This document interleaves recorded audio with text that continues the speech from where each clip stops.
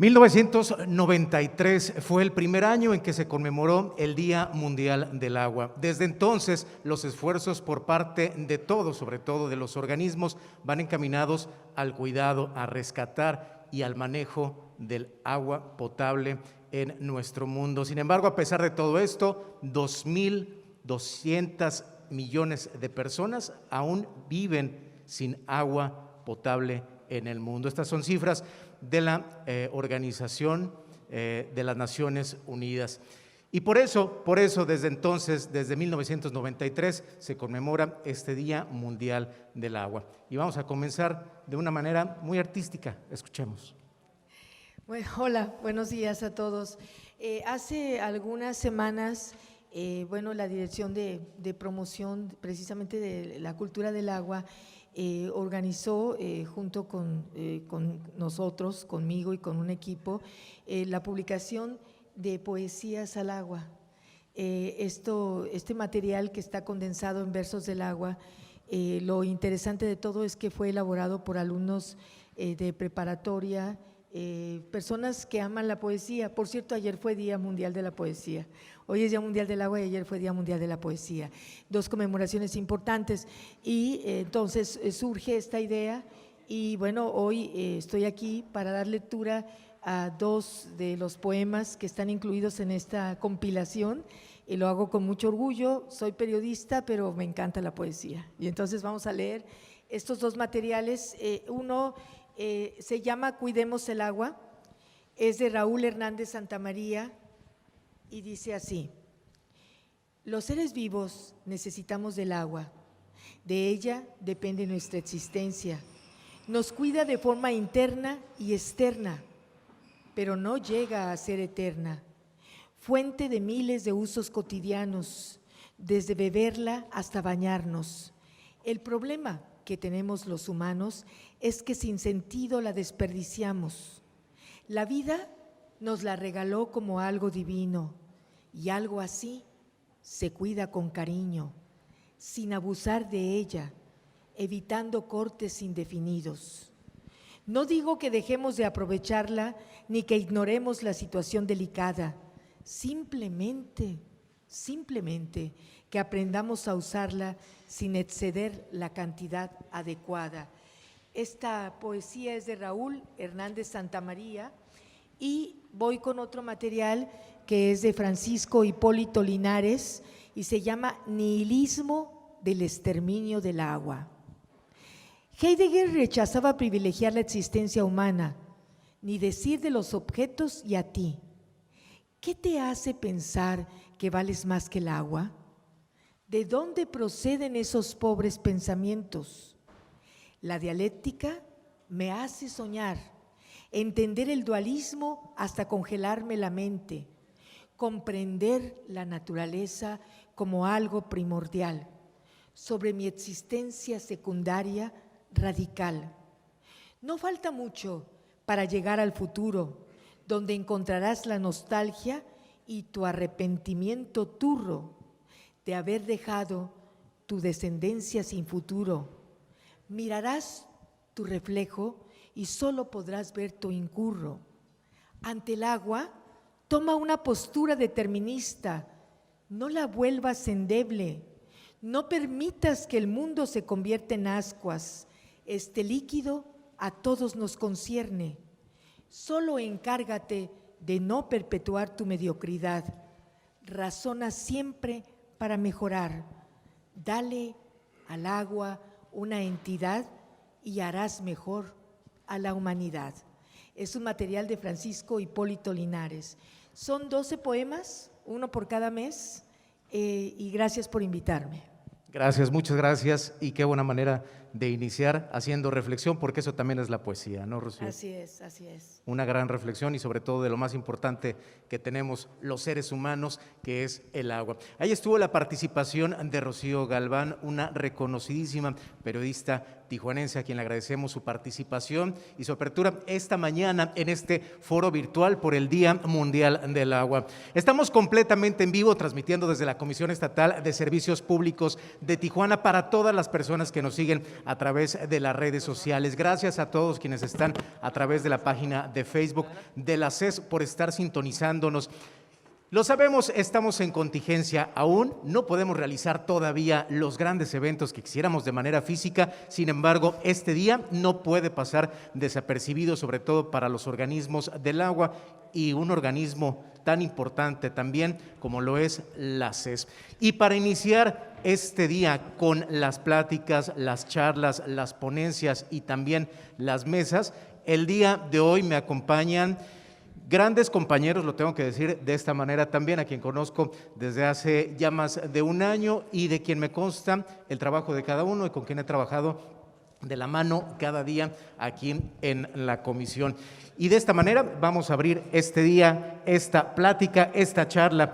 Este día me acompañan aquí desde la Comisión Estatal de Servicios Públicos de Tijuana el ingeniero Francisco Zavala Díaz, responsable del Departamento de Agua Potable. Bienvenido, ingeniero. Gracias, muy buenos días. Gracias por estar aquí. Nos acompaña alguien que también la gente ya conoce muy bien, el químico Rigoberto Laborín Valdés, quien es subsecretario de Saneamiento de la CEPROA. ¿Cómo está, Rigo? Buenos días. ¿Qué tal? Buenos días. Gracias por la invitación. Un gusto que estés aquí con nosotros. Y finalmente nos acompaña el director general de la Comisión Estatal de Servicios Públicos de Tijuana, el ingeniero Eliel Alejandro Vargas Pulido. ¿Cómo estás, director?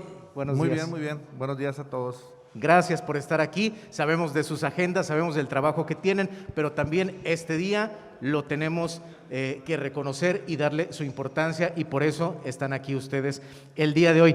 El tema que vamos a tratar con ustedes es el futuro de los organismos del agua.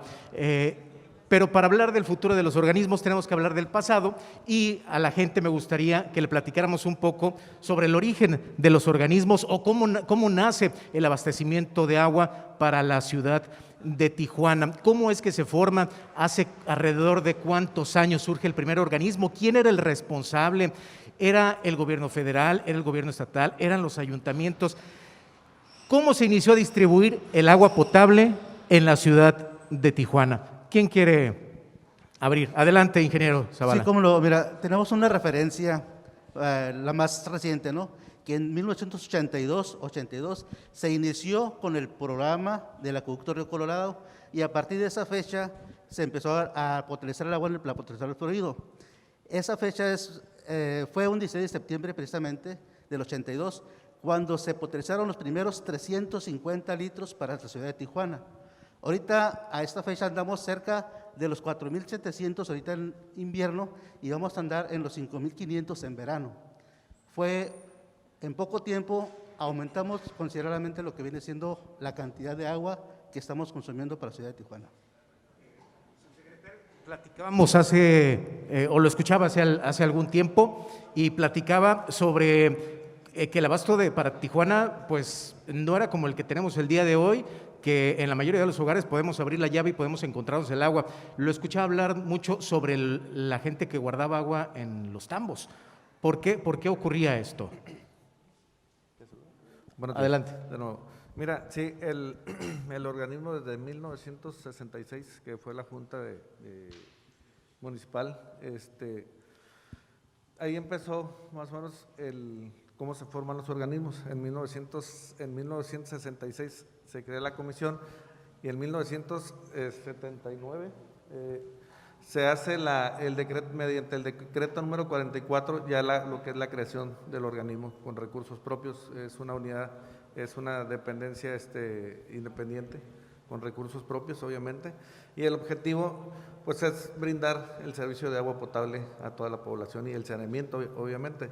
Ya aquí le da facultades para que pueda realizar las gestiones de los recursos, los proyectos y obviamente la ejecución de las obras. Es una dependencia autónoma, ¿no? Actualmente tenemos, como bien lo comentas, el Día Mundial del Agua, pues se celebra cada año para valorar, darle la importancia del vital líquido. Sabemos que es un recurso limitado, lo podemos mencionar así, porque cada vez el reto de todos los organismos y de todo el mundo es el poder brindarle el recurso a todas esas personas. Sabemos que hay muchas personas que no tienen el recurso, que no tienen los servicios, porque falta infraestructura. Y una buena, obviamente la planeación, es súper importante la planeación estratégica en el sentido de ver hacia dónde vamos, qué es lo que tenemos que realizar o ejecutar. Las fuentes de abastecimiento, definitivamente, para el caso de Tijuana, es muy complicado en el sentido de que tenemos que traer el agua desde la mesa arenosa de la parte de Mexicali, subirla 1000 metros en la Rumorosa y hacerla llegar por gravedad hasta la presa del Carrizo. Y de la presa del Carrizo, obviamente la conducimos hacia la potabilizadora del Florido, y de aquí ya empieza la distribución. Tenemos 2 acueductos principales, lo que es el acueducto del Florido hacia el Aguaje, y obviamente llega hasta la parte del centro y playa, ¿no? El primer acueducto que se presenta en la ciudad de Tijuana fue el del Florido, de la potabilizadora Rodríguez, obviamente obteniendo el agua ahí de la presa, hacia la planta Morelos. Este es el sistema viejo, esta es la de las primeras infraestructuras que existieron en Tijuana. ¿De qué año más o menos estamos hablando? Aproximadamente. ¿De qué año fue la presa El 1937. 37. Sí, así es. Recordemos, como bien lo comenta aquí nuestro amigo Rigoberto Laborín, hizo unas investigaciones, ¿no?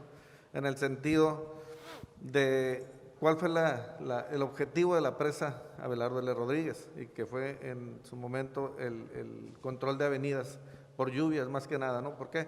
Porque en la zona del río existían lo que eran las rancherías, el casino. Entonces ese era el objetivo de proteger la zona urbana de la zona río, ¿no? Controlar esas avenidas del agua, y que obviamente lo que es la parte de la solve, la tierra, no afectara la infraestructura, ¿no? Sí. Rigoberto, ibas a comentar algo. Bueno, con respecto, quise entender que preguntabas así como tijuanense, ¿no? Sí, exacto. ¿Por qué en las casas de antiguos tijuanenses teníamos una cisterna o una pila que se le denominaba, ¿no? Pues esa era la razón. En Tijuana, es más, si hubiera agua, los mayas estuvieran aquí, ¿verdad? O sea, es una zona sin agua, donde con mucha creatividad el tijuanense tiene esta agua, ¿no?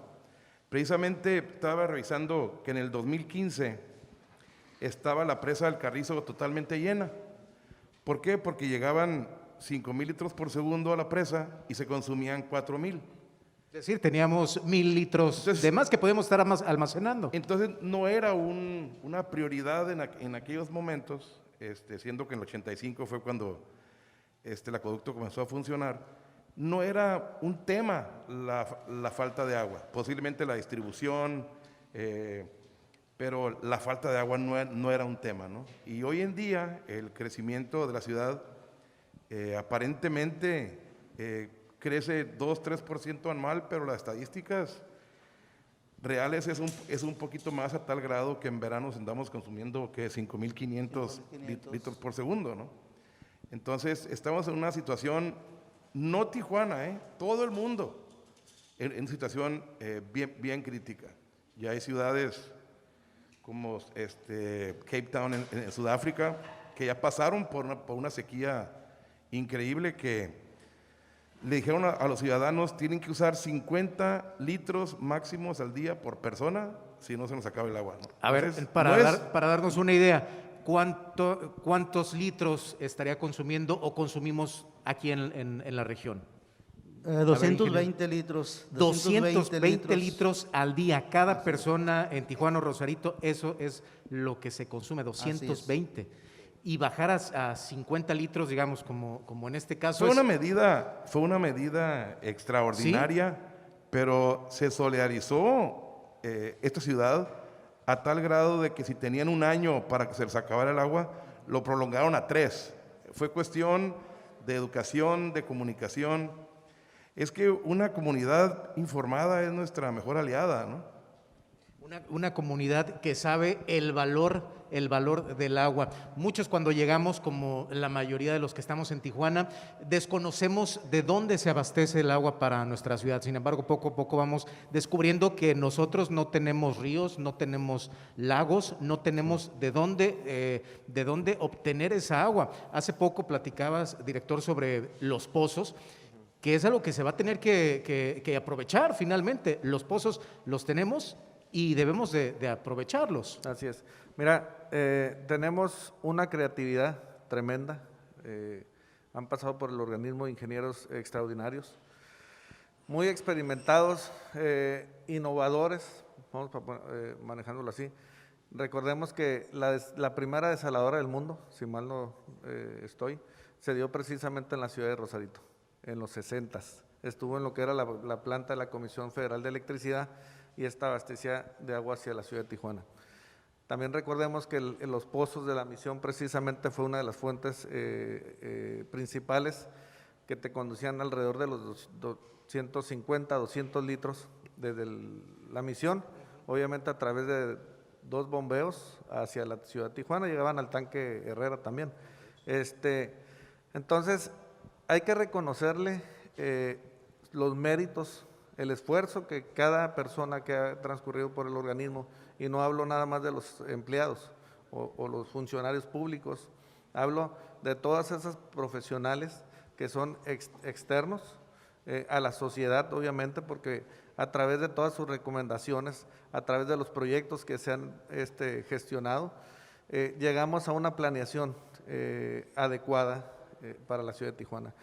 Actualmente sí es muy complicado en el sentido de que tenemos que mantener todo un sistema y que al final de cuentas precisamente el día de hoy es valorar esa importancia, que las personas, que los seres humanos tomemos conciencia de que debemos cuidarla, darle la importancia al agua, al líquido tan importante que es para nuestras vidas, para todas las actividades económicas, sociales, ¿no? Que de ahí dependen las escuelas, la industria, el comercio, y en este sentido cada uno tiene una parte de responsabilidad para poder cuidar del recurso mediante la infraestructura con la cual actualmente contamos. La ciudad de Tijuana tiene una dinámica muy grande en cuanto a la migración de las personas. Es una ciudad muy noble que llegan, les brinda y les abre los brazos a todas las personas para poder radicar y buscar un nuevo empleo, y en el cual a la industria le ha sido de gran provecho. ¿Por qué? Porque prácticamente aquí están en un punto privilegiado con la frontera de Estados Unidos. Entonces, es una oportunidad para todos, y en este sentido tenemos que sumar voluntades para poder visualizar qué es lo que requerimos para el día de mañana, tener un desarrollo sustentable en el cuidado, en la operación del sistema y en el cuidado de los recursos, obviamente. Entonces, aquí tenemos que estar todos involucrados, ¿no? El agua de los pozos es muy importante porque tenemos hasta 300 litros disponibles y ojalá podamos llegar hasta un poquito más. Pero este es el déficit prácticamente que actualmente en los veranos es la demanda que nos hace falta. Buscamos obtener este volumen de agua para poderlo meter a la red del sistema y evitar precisamente que se presenten intermitencias en el servicio, ¿no? Y aquí me gustaría hacer una pregunta al ingeniero Zavala. ¿Cómo hacer este equilibrio entonces con el agua? Nosotros le podemos pedir más agua a Estados Unidos, podemos pedir que nos manden más agua a Tijuana. De pronto se pensaría eso, bueno, tenemos un agua limitada en la presa que continuamente está saliendo y continuamente está entrando. Actualmente, si no me equivoco, estamos a la par, el agua que está saliendo es la misma que está entrando, ingeniero, sería mi primera pregunta. Sí, es una ligera variación la que tenemos de ganancia. ¿Por qué? Porque estamos en invierno, las temperaturas andan los 16 grados, 17. Eso permite que el consumo baje un poquito, que la gente no lo use tanto. Pero aquí yo creo que aparte de esto, aparte del consumo normal, hablemos del efecto COVID. El efecto COVID, el año pasado teníamos un crecimiento, por así decir, de 100 litros por segundo cada año. Con el efecto COVID se nos aumentó de un año para otro en 400 litros por segundo de más. Pues, el efecto COVID sí nos está afectando y tenemos que estar viendo, como comentó aquí el ingeniero, ver la forma de sustituir estos 400 litros de más que nos está llegando por el efecto del COVID-19. ¿Existe manera de solicitar que nos envíen o de ingresar más agua a la presa El Carrizo? Se está trabajando al 100% de los equipos, todos los equipos están al 100%. El agua que traemos de Estados Unidos es agua que es de nosotros, pero porque ellos no lo transportan por su estado prácticamente, nos hacen un cobro, pero es la misma agua de nosotros. Que por prácticamente cierto, los equipos, lo que se tiene para enviar agua, están al 100%. al 100% ya. No hay manera. Ya no hay manera, tendrán que hacer otro conducto, otro sistema de bombeo, otras fuentes alternas, que aquí el químico va a hablar de estos. Rigo, te veo que quieres comentar algo. Bueno, hablando de fuentes alternas, él tocó un tema muy interesante de ingenieros muy creativos. Realmente estamos aprovechando los cimientos de un Mario Amaya Brondo, de Luis López Moctezuma, el ingeniero Vizcarra, todos ellos gladiadores del agua, la gestión de gobiernos pasados para hacer una presa de esa magnitud, la canalización del río, la potabilizadora. O sea, ahorita estamos básicamente dormidos en nuestros laureles de todo lo que se ha hecho con anterioridad. Ahorita Tijuana creció a tal grado de que el río Colorado y la cantidad de agua que bombeamos de Mexicali para acá tiene que seguir en perfectas condiciones, y es nuestra fuente casi única ahorita. De que vamos rumbo a la explotación de los acuíferos, es una necesidad ya inminente. Tenemos acuífero totalmente cargado, y la desalación no va a ser algo que sea muy lejana, O sea, el crecimiento de Tijuana es tan dinámico que tenemos que buscar fuentes alternas, ¿no? Pero sin esos señorones, no estuviéramos aquí algunos, Sin embargo, también en el asunto de la desalación, y esto va precisamente con el tema, el futuro de los organismos del agua. Podrá decirse muy fácil, entonces aprovechen, está el agua de mar, está ahí, es, si no me equivoco, el 98% del agua en el mundo. ¿Por qué no es tan sencillo? Lo primero que han comentado es el costo. ¿Qué ocurre con el costo? ¿Cuánto sale actualmente, por decir, un metro cúbico y de agua de la presa, potabilizarla o traerla, que llega hasta la casa? ¿Y cuánto nos saldría un metro cúbico del mar? Siempre, creo que es ahí el punto, ¿no? Bueno, no hay agua más cara que la que no hay. Si analizamos en colonias donde no tenemos cobertura, el tibor de 200 litros se los venden a 50 pesos, por decir algo, ¿ok? 5 tibores es un metro cúbico, son 250 pesos por metro cúbico. Esa es agua cara. 250. O sea, se analiza lo que cuesta 50 pesos los 200 litros a un metro cúbico, que es por 5, nos da 250 pesos por metro cúbico de agua en las colonias donde tienen que llenarles un tambo, ¿no? Entonces, el valor del agua no sea sensible, porque si esas personas pueden pagar a duras penas esa cantidad por su metro cúbico, lo van a administrar de una manera muy interesante. Sí. Cuando uno tiene el agua corriente en su casa, es más fácil que una chamaquita se bañe media hora, ¿no? O sea, entonces, hablando de metro cúbico, el metro cúbico de agua desalada anda entre $1 y $1.25, Okay. por decir algo. Vámonos yendo de 20 a 25 pesos. Ok, a nosotros nos cuesta traer el agua hasta el Florido, que 18. Son 12 pesos puestos en la presa del Carrizo, de pura conducción de agua, pura pago de energía eléctrica prácticamente. Sí, agua, energía eléctrica, más lo que nos cuesta el agua. El agua de pozo se puede considerar que es la más económica. Puede ser la más económica. Entonces, hay varias tarifas, ¿no? Por decir, si nos vamos a Sinaloa, hay 7 presas y el agua no tiene valor por tanta agua que tienen, ¿verdad? Es una zona privilegiada en la República, ¿no? En el sureste del país es donde más agua tienen y más problemas de suministro tienen, ¿no? Entonces aquí nos han hecho muy creativos con con lo que existe, ¿no? Otro reto en el suministro, ya que tocas el tema.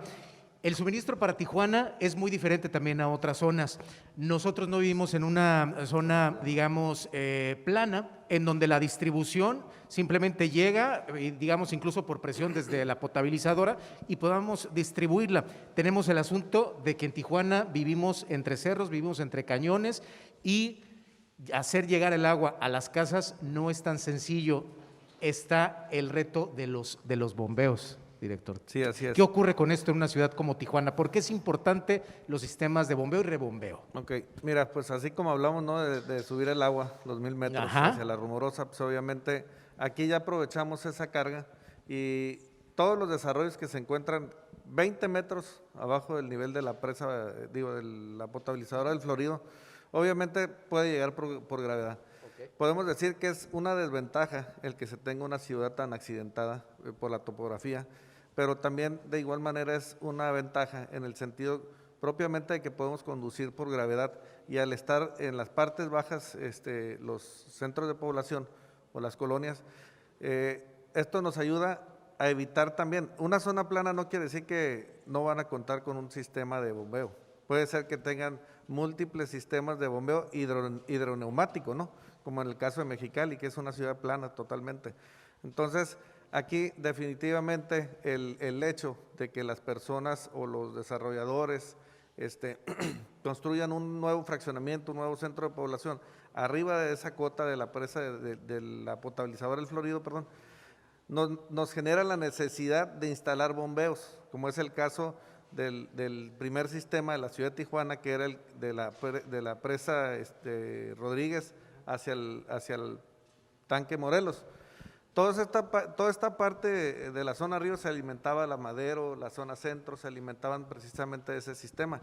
Al rebasar esos niveles, subir más hacia arriba en las colonias, por ejemplo, como Camino Verde, Sánchez Tahuada, la parte de residencial Agua Caliente, nos genera la necesidad de ir instalando bombeos o generar nuevas líneas de distribución. Actualmente se tiene visualizado que para eliminar todos esos bombeos se está planeando la construcción o elaborar el proyecto desde el tanque número 3 hasta el tanque Panamericano. Esto nos ayudaría a eliminar los bombeos, por ejemplo, de Lomas de la Presa, Villas de Baja California, la 3 de octubre, Camino Verde. ¿Por qué? Porque haces un flujo inverso, prácticamente va por gravedad. No nos quitamos el bombeo porque también por el lado del Corredor 2000 tenemos PB7, que es definitivamente la nueva fuente de abastecimiento hacia playas de Rosarito, y que para poderla hacer llegar tenemos que vencer ciertos niveles, ¿no? Ciertas cotas. Entonces, de esta manera hacemos más eficiente el sistema también. ¿Por qué? Porque si con esa proyección, esa planeación estratégica que se lograra obtener, podríamos hacer más eficiente el sistema, reducimos las instalaciones. Y el caso de los bombeos sí es muy complicado, ¿no? ¿Por qué? Porque una es que cada 5 años, 6 años se tienen que estar cambiando prácticamente los equipos, es una inversión muy fuerte. El vandalismo en la ciudad de Tijuana es muy grande. Definitivamente hay gente que no tiene conciencia que el hecho de hacerle daño a una instalación del organismo es hacerse daño a ellos mismos. ¿Por qué? Porque nos quedamos sin agua en la zona, ¿no? Sufrimos el problema todos. Entonces prácticamente aquí tenemos que ser muy conscientes y ser participativos, toda la sociedad, en cuidar las instalaciones. Las instalaciones no son nada más del organismo, es de toda la sociedad. Ese es el servicio que nos brinda a todos. Es de mucha importancia, pues no quedarnos sin agua, ¿no? El reto entonces es, además del valorar el agua, el cuidar instalaciones. Sabemos de casos que ocurren en sistemas, en bombeos, en donde a veces por una manguera, un cable, se puede dejar sin agua una persona, un vándalo que entra y puede dejar sin agua a cientos, miles de personas. Ese también entonces va como el reto. Exactamente, ese es el tema del servicio de agua potable, el interrumpir el servicio por una afectación de vandalismo, puede generarse un problema de contaminación también, como hace unos días sufrimos en el cárcamo de bombeo del fideicomiso, que se roban los cables. Estamos hablando de un sistema de alta tensión de 69,000 volts, que prácticamente, pues te preguntan, ¿no? ¿Cómo es que le hacen para poderse desconectar y robar todo el cableado si es una instalación que obviamente no cualquier persona lo maneja, ¿no? Se meten, bajan el break y te hacen robo de un tramo de 10, 20, 30 metros de cable, y que al final de cuentas la afectación va más allá de dejar fuera el sistema, ¿no? Empiezas a contaminar un arroyo, prácticamente, ¿no? Porque se para la operación del sistema. Y bueno, hablando de la contaminación y de cómo revertirla, hay un tema también muy, muy interesante, y ese es el del reuso en los organismos públicos. La máxima responsabilidad, si me equivoco me lo dicen, pues es el de la distribución y saneamiento del agua. Sin embargo, a últimas fechas se toca el tema también del reuso, es decir, ya no se puede dejar de lado ya no se puede dejar de lado el reuso. Se tiene que tocar el tema de hacer llegar el agua, de recolectar las aguas residuales y también de darles el reuso. ¿Cuál es el reto entonces para los organismos en el tema de reuso? ¿Qué se puede hacer al respecto? ¿Qué se puede hacer en Baja California? Bueno, yo creo que primero crear la confianza de que el organismo es capaz de producir una agua para reuso en las plantas de tratamiento de aguas residuales. Las plantas de tratamiento tienen mala fama en México, son costosas, no producen dinero, pero producen riqueza, ¿no?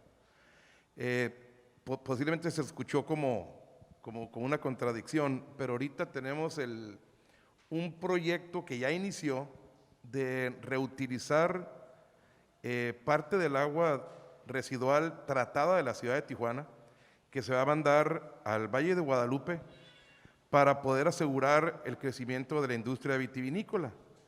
Entonces ahí estamos hablando de que una tercera parte del agua que se utilizó en Tijuana se va a mandar a aquella zona, porque ellos sí tienen problemas de zonas sobreexplotadas por los pozos, ¿no?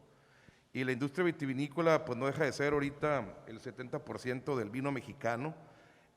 Baja California se conoce por sus vinos, es una industria que no se puede dejar sola, ¿no? Entonces es un ejemplo perfecto de un reuso que va a generar en su momento riqueza, ¿no? Riqueza me refiero a la derrama económica y de alguna manera equidad para mucha gente, ¿no?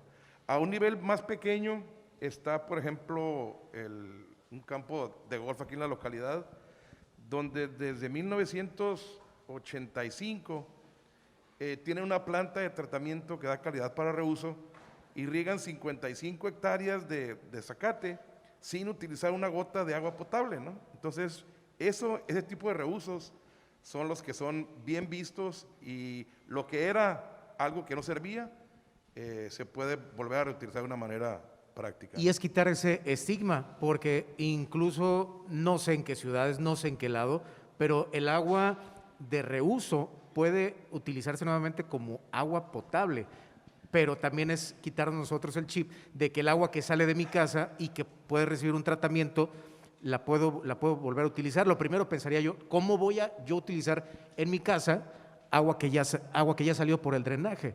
Existen procesos actualmente que pueden hacer que el agua que sale de mi casa la pueda utilizar. Sí, definitivamente. Es más, cualquier botellita que compramos en el supermercado, como este tipo, esta agua ya pasó por 7 cuerpos en su vida natural de esta agua. Posiblemente un dinosaurio, una lombriz, una ave, algo así por el estilo. Nosotros somos plantas de tratamiento de aguas residuales, nosotros. Comemos una pasta y nos tomamos un vinito, se va a transformar en pipí y popó. O sea, le cambiamos el concepto. Entonces, cambiamos totalmente, no, nada más acércalo. Ahí está, cambiamos totalmente la percepción de que el agua se reutiliza aunque no querramos. Es más, el agua de Tijuana llega de las rocallosas de Colorado, ¿ok? Y transcurre una serie de kilómetros hasta que llega aquí al delta de Baja California. Esa agua pasa por 500 ciudades que tienen plantas de tratamiento, cada una de ellas, y vierten el agua residual tratada del río Colorado.